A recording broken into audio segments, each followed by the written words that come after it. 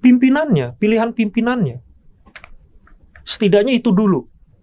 Jangan asal pilih pimpinan KPK yang sembarangan, terus track record-nya buruk. Contohnya Pak Firly kan.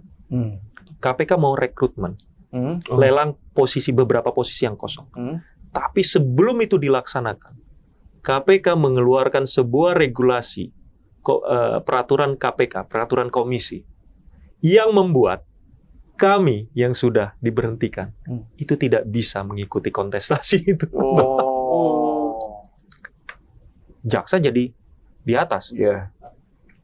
Jadi nggak relevan dong bilang bahwa itu. Dengan alasan demikian, ya dibubarin aja, ngabisin uang negara.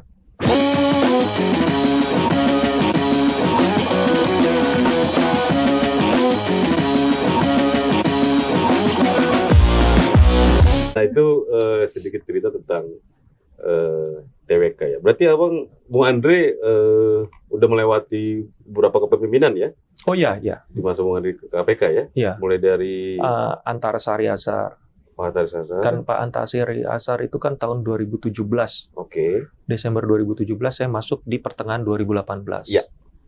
Terus masuk periode Pak ketuanya adalah Pak Abram Samad. Abram Samad. Oke. Kemudian masuk ke periode pimpinannya, ketuanya adalah Pak Agus Raharjo. Agus Raharjo. Oke. Dan yang terakhir Pak Firly.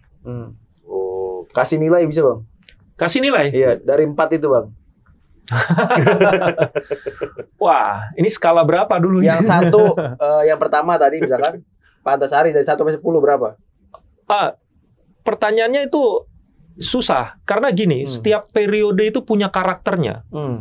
Karena mereka punya fokus perhatiannya. Pak Antasari Azhar itu punya fokus kepada internal. Bagaimana dia membangun sebuah sistem di dalam yang mampu menjamin pegawainya itu kerja dengan misalnya kesejahteraannya gitu ya, bahwa dia pastikan remunerasinya nggak kurang. Misalnya itu salah satunya. Tapi kan saya nggak merasakan benar-benar karena setelah itu dia kena kasus. Okay. Kena kasus. Dia hanya sebentar jadi ketua. Kemudian dia kena kasus di pidana dan seterusnya. Jadi nggak benar-benar saya bisa ukur itu. Dan saya masih junior juga sih. Waktu itu masih. Cuma yang saya lihat, yang jelas gini, periode Pak Antasari Azhar itu termasuk periode yang sulit di KPK. Karena terjadi kriminalisasi juga kan terhadap Pak Bibit Samatrianto dan Chandra Hamzah. Jadi fokus perhatian KPK itu terdistraksi oleh masalah-masalah itu. Cukup lama waktu itu. Iya, cukup. Itu menyita energi. Jadi mengukur dia, sehingga kita juga sulit, saya sendiri jadi sulit kalau misalnya kita bicara soal bagaimana dia bekerja sebagai pimpinan. Dia aja nggak bisa maksimal dalam menjalankannya, kita susah ngukur juga. Yang ada dia pimpinannya terdistraksi, pegawainya juga terdistraksi dong. Jadi agak susah juga mengukur itu. Termasuk dengan periode Pak Abraham Samad dan Pak Bambang Wijoyanto dan seterusnya itu yang kedua pimpinan periode ketiga, tapi dalam versi saya pimpinan yang kedua. Karena kan saya nggak ikut periode pertama Pak Taufikur Rahman Ruki. Nah, mereka juga mengalami hal yang sama dengan cicak buaya 2 itu. Kita tahu Pak Abraham Samad juga dikriminalisasi, termasuk Pak Bambang Wijoyanto waktu itu.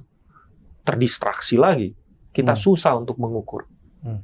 Nah, baru benar-benar KPK seperti agak jalan dengan baik. Kalau kita nggak bisa mengatakannya 100% fokus pada pekerjaan, ya 80-90% lah. Karena KPK itu kita bicara pimpinannya juga. Karena kebijakan-kebijakan itu ada dipegang oleh pimpinan. Itu otoritas pimpinan. Kalau dia bilang jalan, jalan. Nggak jalan, dia bilang nggak, jangan, ya jangan. Tegak lurus juga ya? Iya. Di situ saya pikir itu adalah prestasi terbaik KPK untuk versi penindakan. Kenapa? Karena saya di penindakan. Tentunya saya bisa mengukur dari setidaknya lihat dari kuantitas dan kualitas kasus. Itu adalah peak-nya KPK. Nggak ada distraksi, nggak ada apa.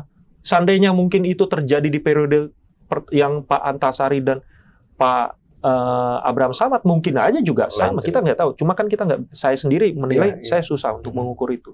Itu peaknya KPK. Kasus itu banyak, bahkan saya sebagai penyidik itu bisa dikatakan kewalahan, overwhelmed. Iya. Kasus itu kita dikejar. Overload. Lembur terus. Itu peaknya itu. Dan saya bayangkan seandainya itu terjadi di periode-periode sebelumnya, itu harusnya bagus. Itu bagus. Upaya pencegahan mungkin saya yakin juga banyak, tapi kan saya nggak ada di dalam itu, sehingga saya nggak juga tahu. Karena dengan kesibukan sendiri aja udah, gitulah banyak sekali.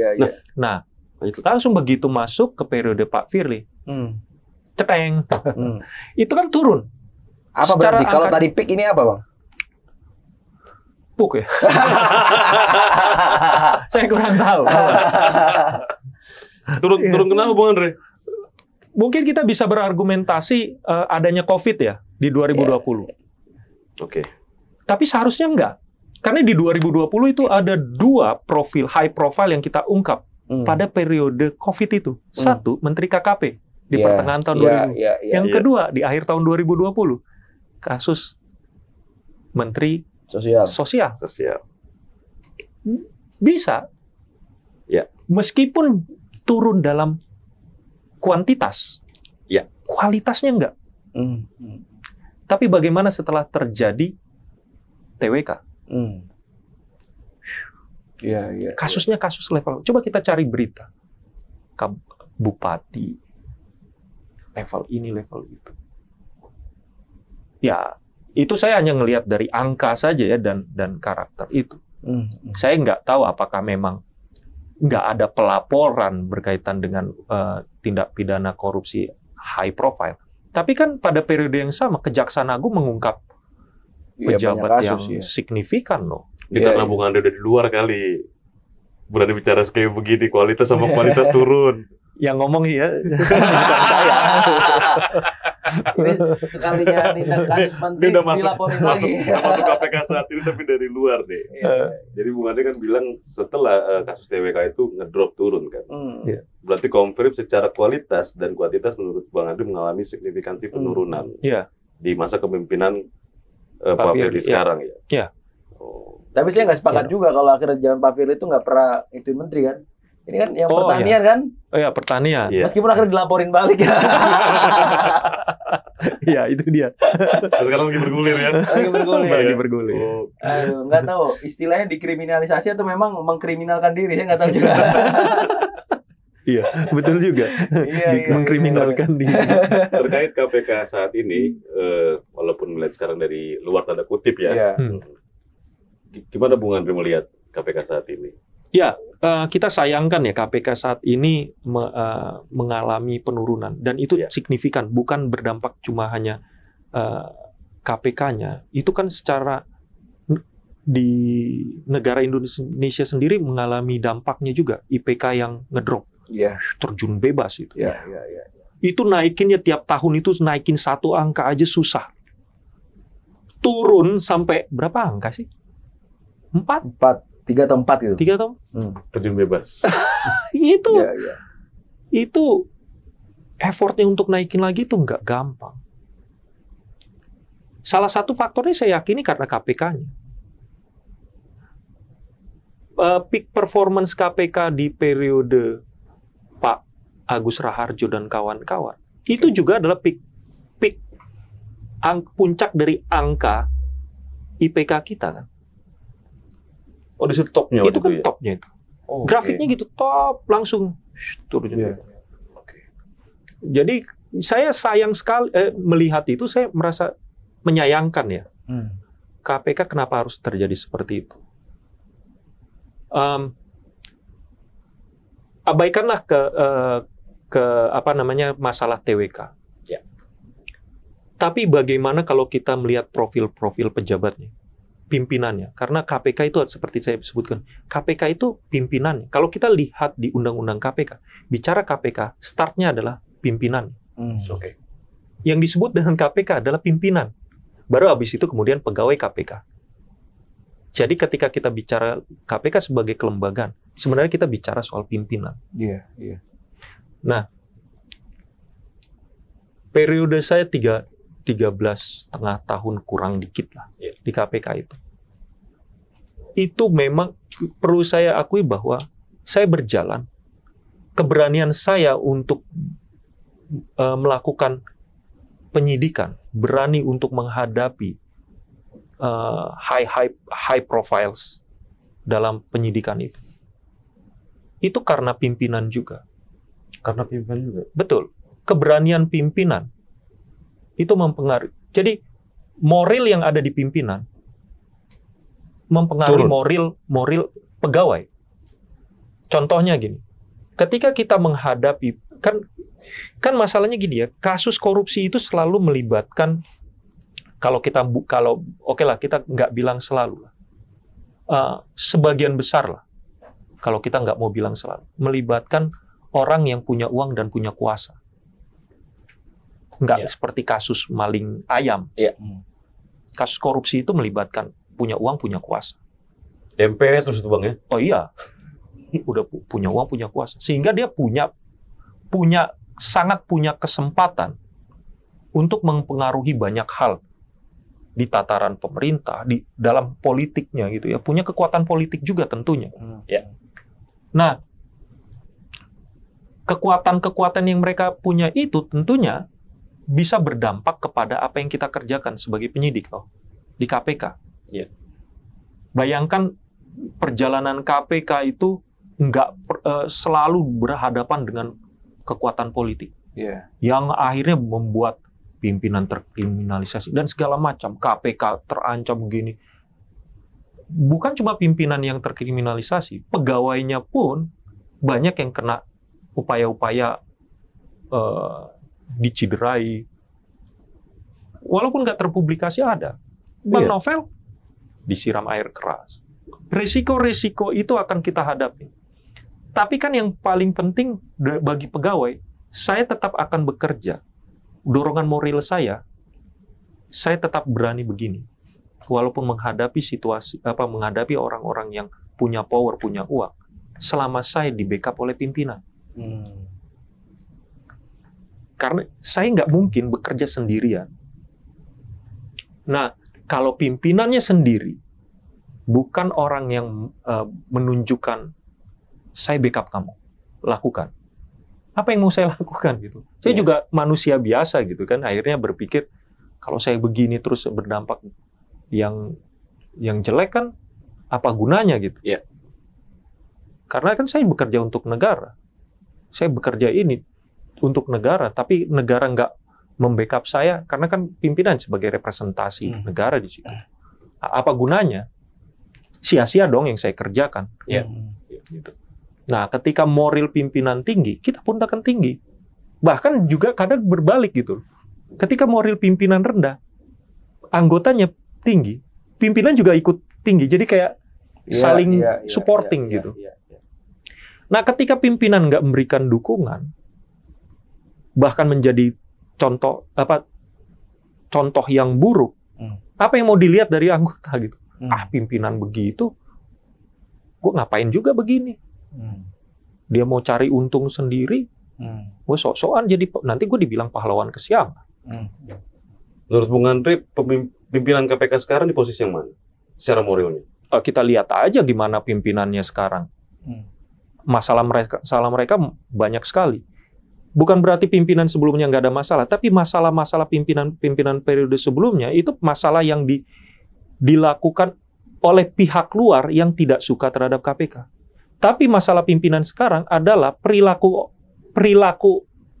pimpinan itu sendiri yang melanggar nilai-nilai yang ada di KPK. Menerima gratifikasi. Bu Lili. Ada masalah etik helikopter.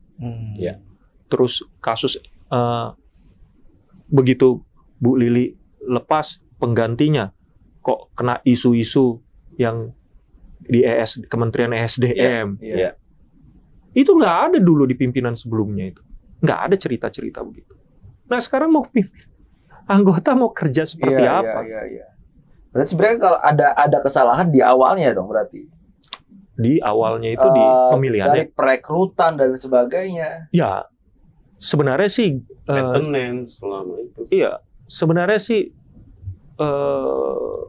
bisa dibilang gitu. Kan pemilihannya itu kan ada prosesnya ya. Ada panitia seleksi untuk ada menyeleksi seberapa banyak orang yang daftar itu, terus akhirnya dikerucutkan. Nah, kemudian mereka di fit and proper test di hadapan DPR. Ya, gimana DPR milih? Gimana sebelum DPR lah, pansel milihnya gimana? Nyaringnya udah bagus atau enggak? Iya. Ada nggak titipan-titipan di sana? Kan ada juga Dewas KPK. Dewas KPK. Iya, di masa Bung Andre waktu itu udah ada ya?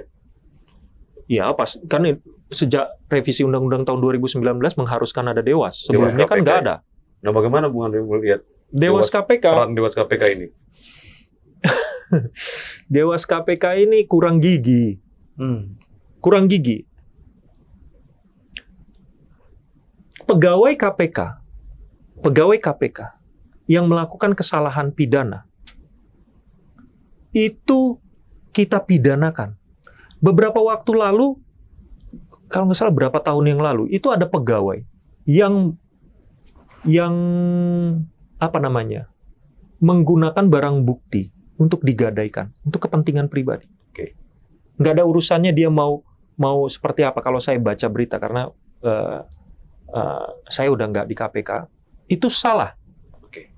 Itu dilakukan pemidanaan terhadap dia. Dia dietik juga, dipecat, terus pidana jalan. Kasus Robin, penyidik Robin, bermain perkara, pidana, etik, jalan. Gratifikasi pimpinan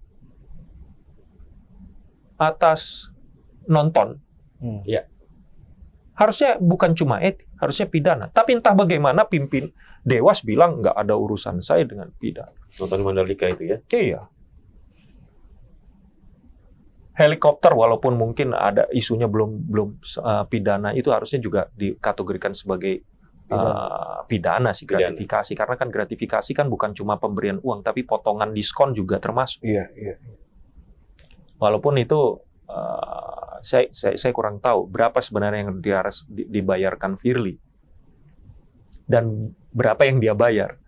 Gap itu harusnya gratifikasi. Iya. Itu pidana. Bang, dari 57 itu, kalau seandainya ada pendaftaran KPK bisa masuk lagi nggak? Nah, ini yang menarik. Lucunya. Kita lucunya. Kita mendengar sayup-sayup di luar sana. Begitu kami di luar, nggak berapa lama waktu itu, KPK mau rekrutmen. Lelang beberapa posisi yang kosong. Tapi sebelum itu dilaksanakan, KPK mengeluarkan sebuah regulasi, peraturan KPK, peraturan komisi, yang membuat kami yang sudah diberhentikan itu tidak bisa mengikuti kontestasi itu. Klausulnya membuat sebuah klausul bahwa saya kurang tahu bahasanya seperti apa, tapi bisa dimaknai bahwa kami yang 57 nggak bisa ikut kontestasi. Unik kan? Iya.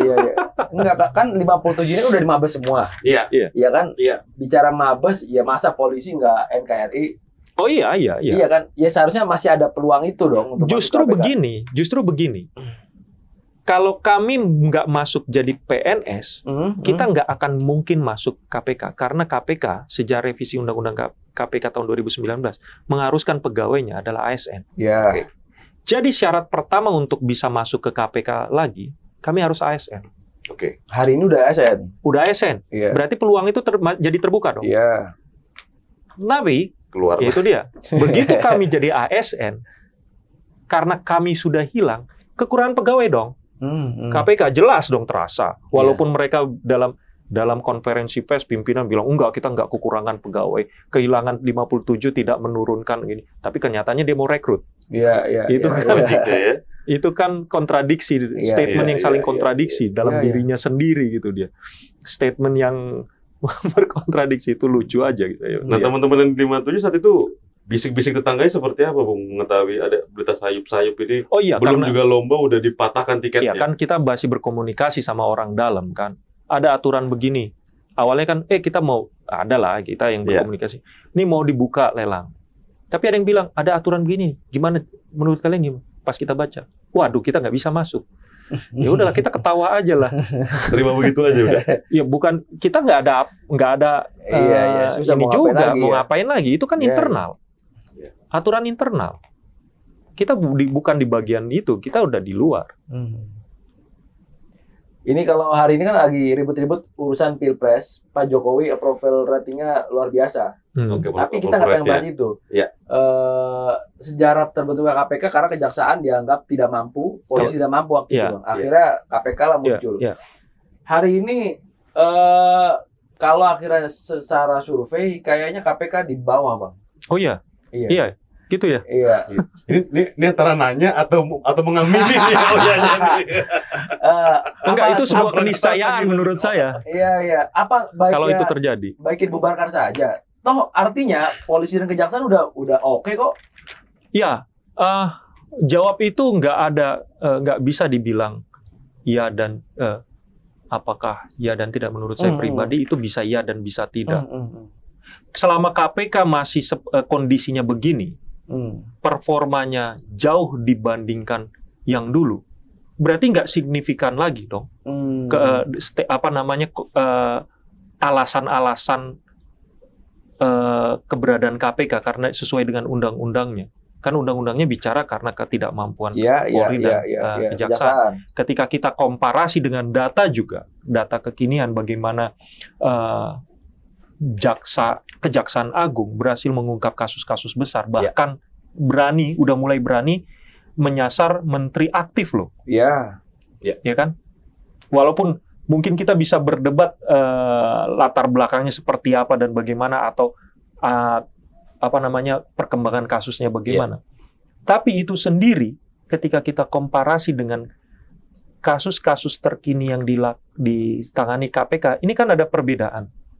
Meskipun akhirnya KPK jadi untuk mengimbangi itu mengungkap kasus SYL, menteri aktif juga. Tujuan untuk mengimbangi aja berarti. Ya, mungkin kali ya. Saya yakin itu. Sebelum terbukti bukan. Sebelum terbukti bukan. Ini kan saya meyakini begitu. Saya meyakini begitu. Itu hanya untuk ngimbangin aja kali gitu kan. Karena terlalu lama loh. Kejaksaan Agung mengungkapkan kasus-kasus besar itu, bahkan mungkin bukan profilnya, tapi kualitas kasusnya itu besar sebelum Menteri Menkominfo itu. Itu kasus-kasus besar. Asabri, Jiwasraya, apalagi. Itu Kejaksaan Agung. Terus pada waktu yang bersamaan KPK bukan level-level itu, kasus-kasusnya bupati. Iya, levelnya rendah dengan nilai-nilai juga enggak seperti itu. Jadi apa makna? Jadi kalau kita melihat ketika kita meskipun bisa diperdebatkan keberadaan KPK karena ketidakmampuan jaksa dan polisi waktu itu, jadi nggak relevan sekarang karena setidaknya jaksa. KPK, polisi belum sampai di sana, tapi saya yakin polisi juga tetap menangani kasus-kasus korupsi. Cuma mungkin karena kita lihat dari sudut pandang kualitas, jaksa jadi di atas. Jadi nggak relevan dong membilang bahwa itu. Dengan alasan demikian, ya dibubarin aja, ngabisin uang negara. Karena level-level bupati udah dilampaui oleh Kejaksaan Agung.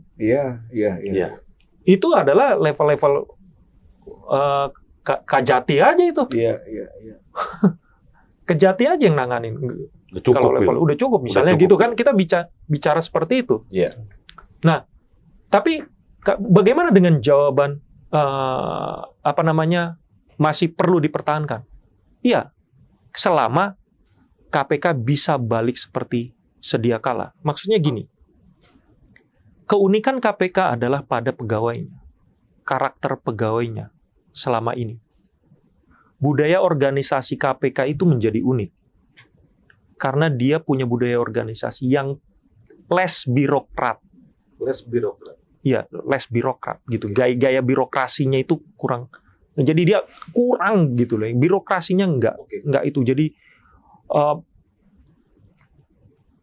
budaya egaliter di internal itu enggak ada di tempat lain. Mungkin ya. Setahu saya enggak ada. Bagaimana setiap orang punya di encourage untuk bersuara. Mengungkapkan hal yang tidak tepat, misalnya melanggar nilai-nilai, itu sudah dibiasakan. Saya khawatir mungkin jangan-jangan udah mulai redup sih egalitarian di dalam, karena budaya ASN udah masuk di sana, kan gitu.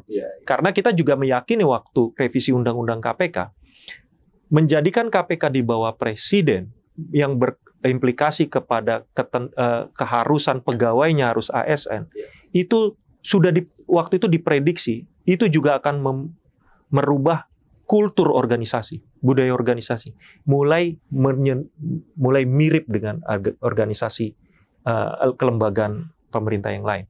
Di waktu itu diprediksi demikian, karena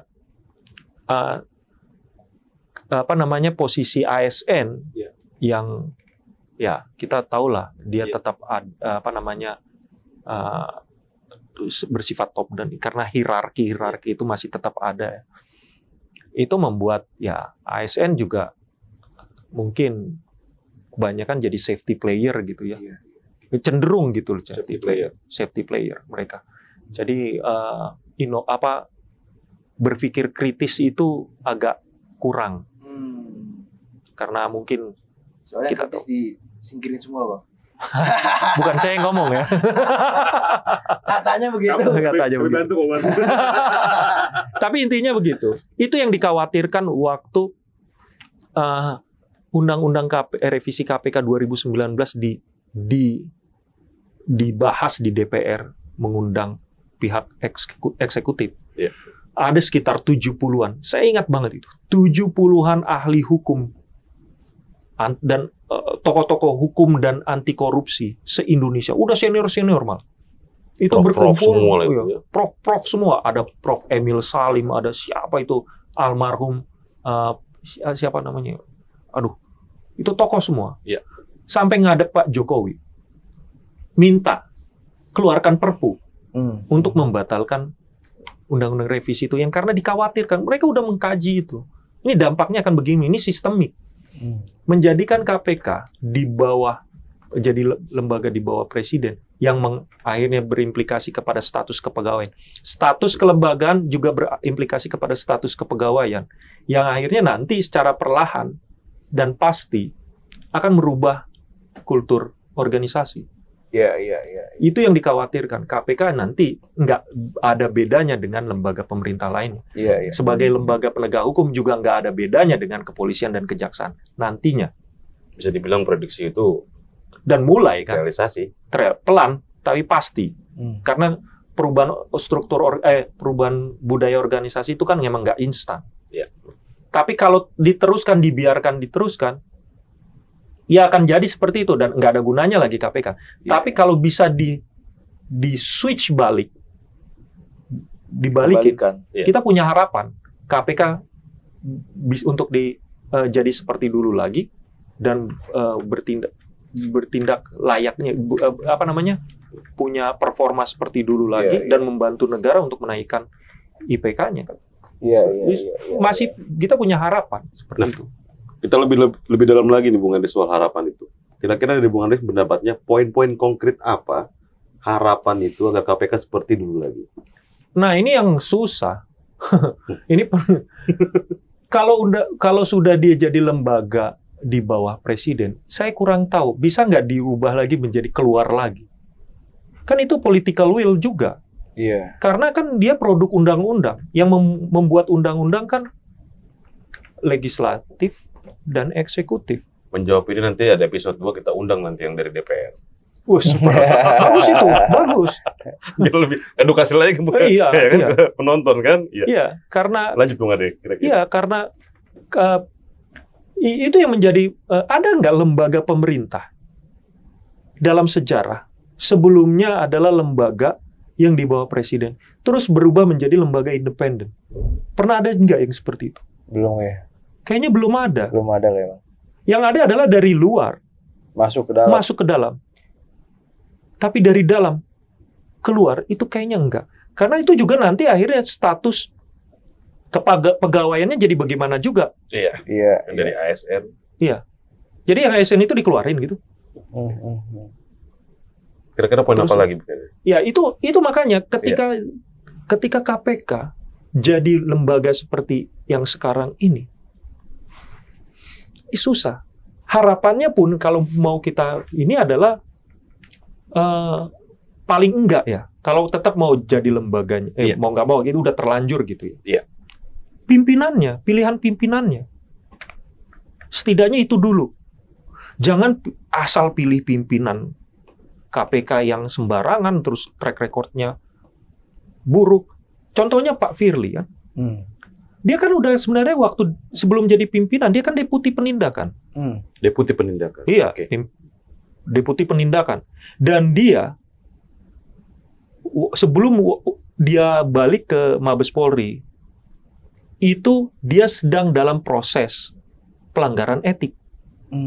Pelanggaran etik. Dan bisa dicek, kalau nggak salah Pak Saud pernah statement bahwa hasilnya itu dia melanggar etik berat. Etik berat. Kalau nggak salah etik berat. Oke. Bisa dicek lagi apa sedang. Tapi dia melanggar etik. Tapi sebelum itu diputuskan dalam persidangan etik, dia sudah keburu ditarik ke Mabes Polri sehingga proses itu tidak dijalani.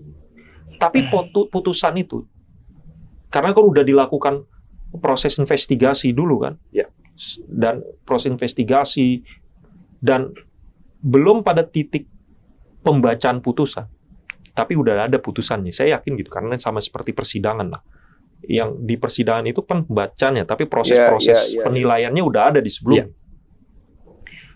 Seingat saya Pak Saud pernah atau mungkin saya bisa dikoreksi. Itu putusannya dia melanggar etik. Kalau nggak sedang berat, bukan ringan itu. Tapi sebelum itu terlaksana, sudah dicabut, ditarik ke Mabes Polri. Nah, sebenarnya kalau kita mau fair, waktu beliau mendaftar dalam kontestasi pimpinan KPK, itu harus jadi pertimbangan loh. Udah pernah ada kasus. Sebenarnya udah diajukan ke DPR, tapi kan tidak. Udah KPK waktu itu, pimpinan KPK waktu itu sudah menyampaikan data itu ke DPR waktu fit and proper test. Saya ingat tapi bisa dikoreksi nanti kalau saya. Tapi kan tampaknya itu nggak pernah jadi pertimbangannya. Saya nggak tahu gimana. Ya artinya sebenarnya urusan korupsi itu bukan hanya menjadi concern daripada KPK, tapi ini panjang dari mulai pemilihan sampai itu terlibat semua dan semua harus bertanggung jawab. Betul. Makanya saya bilang, kalaupun kita sulit untuk mengembalikan status kelembagaan seperti dulu, setidaknya langkah awal, pilihlah pimpinan yang benar. Yang berintegritas. Jangan yang ngaco lah, jangan banyak yang melakukan pelanggaran etik. Macam nggak ada aja pimpinan orang yang begitu. Udah habis. Terkait pimpinan KPK yang di mana ya kita tahu Komisi Pemberantasan Korupsi sekarang kan lagi terlibat kasus dugaan pemerasan. Lagi bergulir.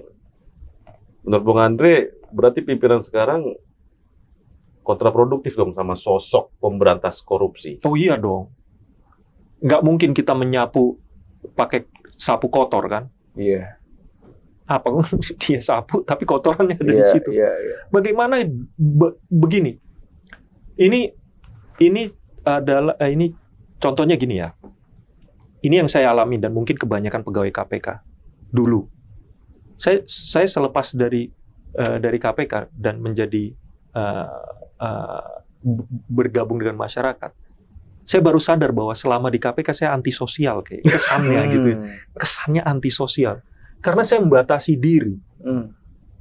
Ya supaya saya menghindari, meminimalisir. Saya membatasi diri bersosialisasi dengan teman. Karena saya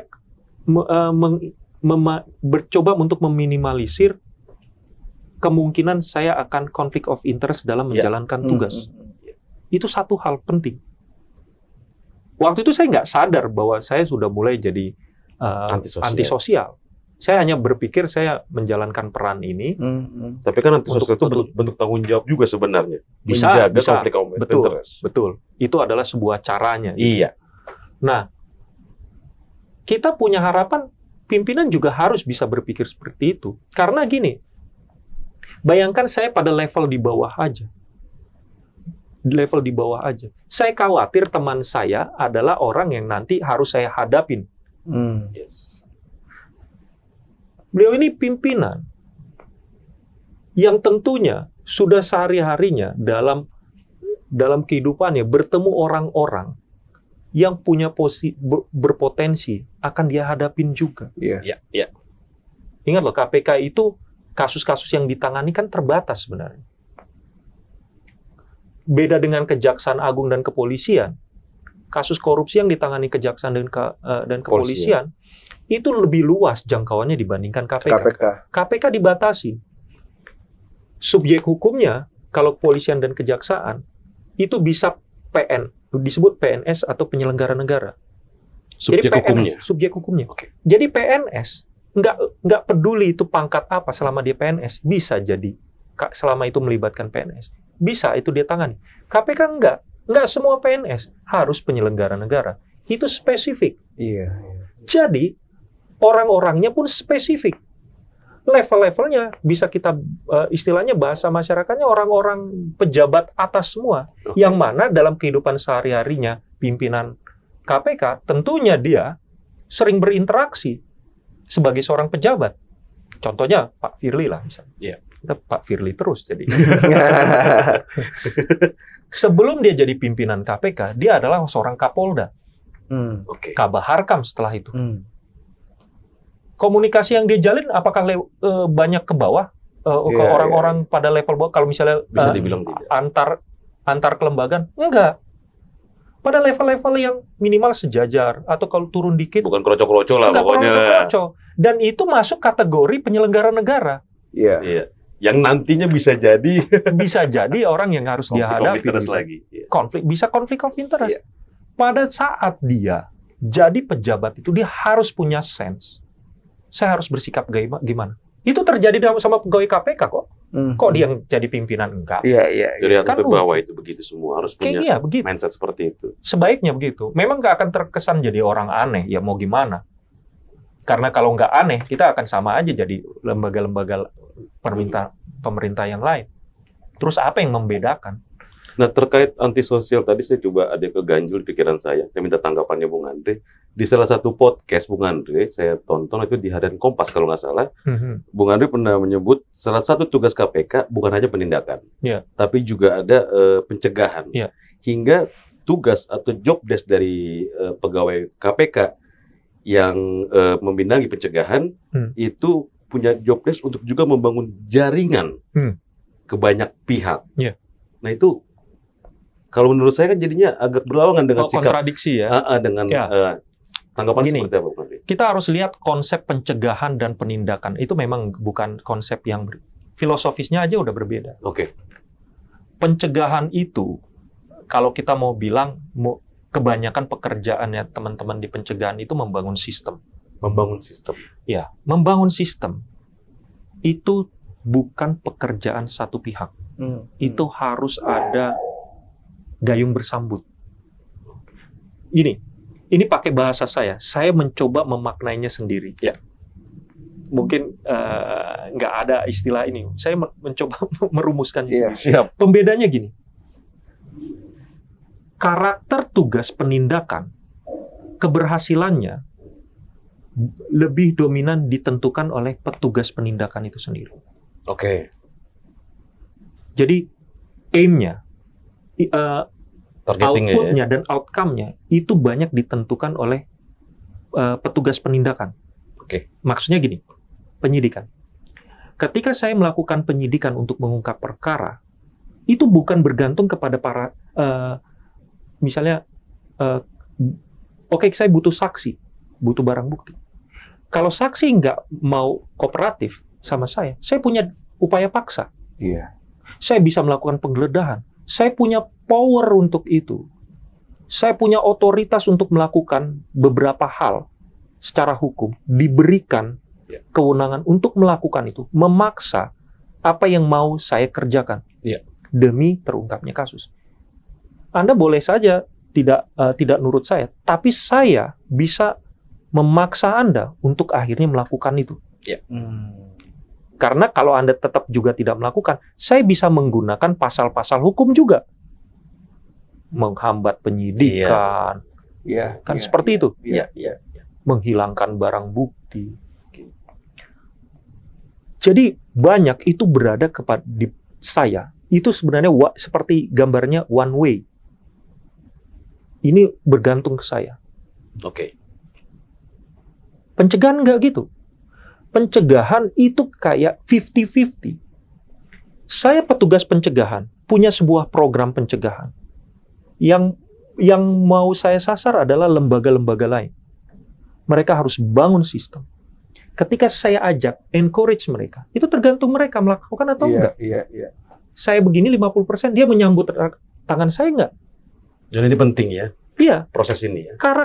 Karakter dari pola kerjanya itu beda. Nah, kenapa akhirnya pencegahan membangun jaringan? Tujuannya itu.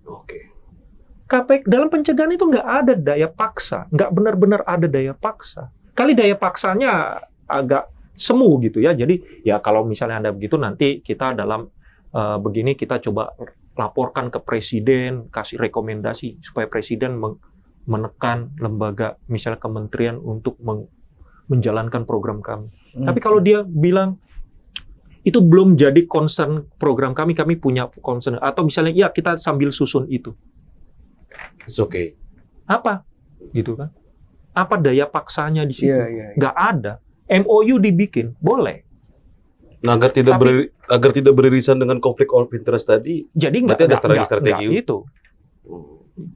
Mungkin kalau karena juga mungkin program hal-hal seperti itu kan agak jauh dari kemungkinan pidana ya. Maksudnya gini, kalau saya membawa sebuah program, terus ke kementerian, terus orang di kementerian mau suap saya supaya saya nggak menjalankan program, nggak usah, kan nggak ada, nggak relevan. Kasih gratifikasi, kasih uang, Pak, ini saya uang ya Pak, yang penting Bapak nggak usah datang lagi bawa program. Nggak perlu begitu, mendingan saya nggak usah jalankan aja programnya. Itu aja, kita punya dengan segala alasan, misalnya seperti itu kan hanya sebuah ilustrasi. Tapi ini yang saya coba, itu sebenarnya cara saya untuk mencoba untuk menanggapi itu ya. Membuat cara saya untuk merumuskan apa sih karakternya, itu cara saya sendiri, walaupun bukan berarti itu bisa ada literatur tapi itu penggambarannya. Saya mengilustrasikannya gitu. Penindakan, kesuksesan penindakan itu berada pada petugasnya. Jadi untuk itu dia menghindari sedikit mungkin konflik of interest. Karena konflik of interest itu akan bisa berpengaruh terhadap kinerjanya dia. Oke, luar biasa. Jadi thank you teman-teman penonton Keadilan TV.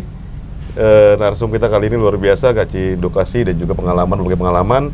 Kalau ada yang mau tanyakan, silakan kirim komentar. Kita ketemu lagi di podcast selanjutnya. Merdeka, thank you, Bung Andre. Terima kasih.